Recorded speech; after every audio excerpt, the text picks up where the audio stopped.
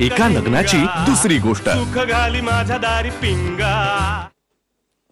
अगं राधा, इथे का ग अंथरूण घालतेस? काय झालं? काय नाही, मग असंच हवा छान आहे ना, आज बाहेर खेळती हवा म्हणून। हो हो खरंच। मग घनाई येतोय ना बाहेर? नाही नाही, घना नाही येते। का? तो काय येईल? म्हणजे इकडे एसी नाहीये ना, एसी नाहीये ना इकडे, त्यामुळे तो इथे झोपूच नाही शकणार। त्याला एसी शिवाय चालत नाही ना, आणि मला एसी मुळे खूप उघडायला लागलं,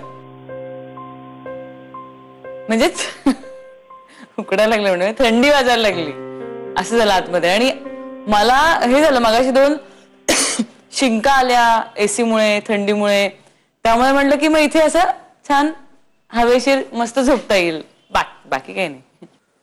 राधा, घना तुला परत काही बोलला नाही ना? नाही आई, असं काय वाटतंय तुम्हाला? घना तुला काही बोलला असेल तर मला सांग। असं इथे एकटं झोपून स्वतःला त्रास करून घेऊ नको। नाही नाही नाही आई, तसं काहीच नाहीये, आणि आमचं आता छान चाललंय, म्हणजे भांडण काही झालेलं नाहीये। मीच म्हटलं इथे असं खूप छान वाटतं ना, मस्त, म्हणून बाहेर यावं, बाकी काही नाही। मग असं कर, तांब्या भंडा आणून ठेव इथे, रात्री तहान लागली तर असू दे। आणते मी आणते। थांब, मीच आणून देते तुला पाणी। ओके।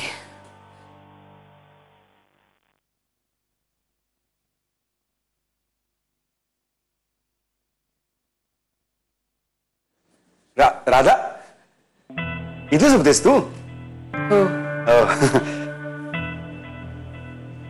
एकटीच? काय ग, काय झालं? घनाशी परत भांडण झालं का तुझं?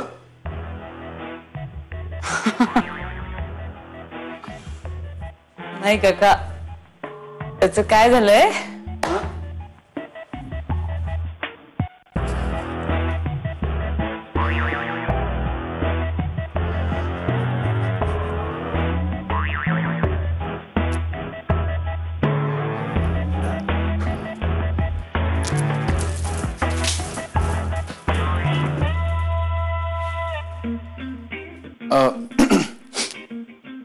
काय काय काय झालं?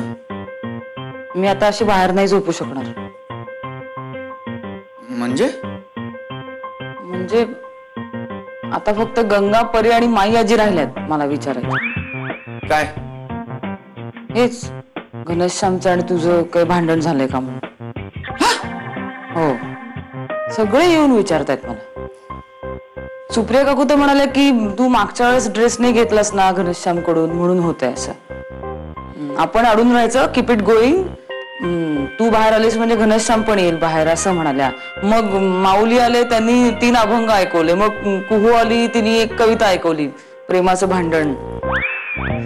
अरे यार, हे खूप अवघड आहे यार। हो, म्हणजे कसं आहे ना की आता असं मला वाटतं म्हणून बाहेर जाऊन झोपले असं नाही वागता येणार, सगळं एक्सप्लेन करायला लागणार तर सगळ्यांना।